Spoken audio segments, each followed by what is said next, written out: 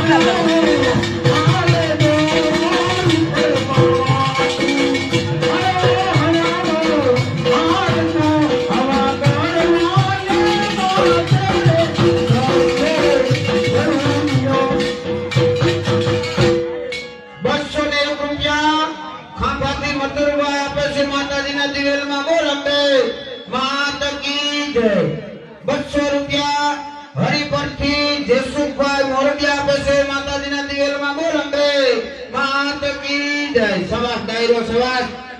હા પણ તમે એવું તે કયું પણ લીધું છે કે તમારે રાત ને દી બહાર ભટકવું પડે છે. તો સાંભળો આપા, મેં કેવા પણ લીધા છે.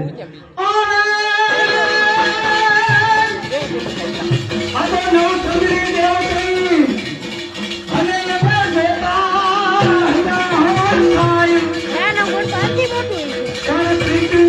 પૂરી કરવાને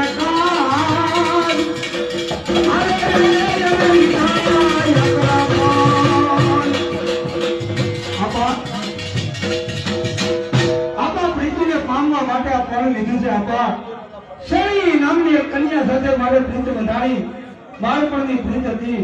અને પ્રીતને પામવા માટે જ્યારે એના ઘરે ગયો ને ત્યારે એના અપાએ એવું કીધું કે આવતી 22 સુધીમાં 101 સુંદરી ભેંસું લઈ આવી દે ને તો મારી શેણીને તારી સાથે પરણાવું. પણ આપા હું સારણનો દીકરો વિજાનંદ હો, એ પણ મેં પ્રીતુને માટે લઈ લીધું.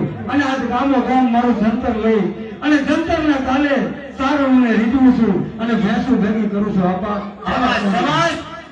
મને તો લાગે છે જુવાન જીવને વરકી ખાવા માટે એક ત્રાગડો રચ્યો છે. ના આપા, ના ત્રાગડો નથી આપા, આ તો પ્રીત છે. આપા પ્રીતુના પારખા ન હોય અને તમારે જોવા છે પ્રીતુના પારખા.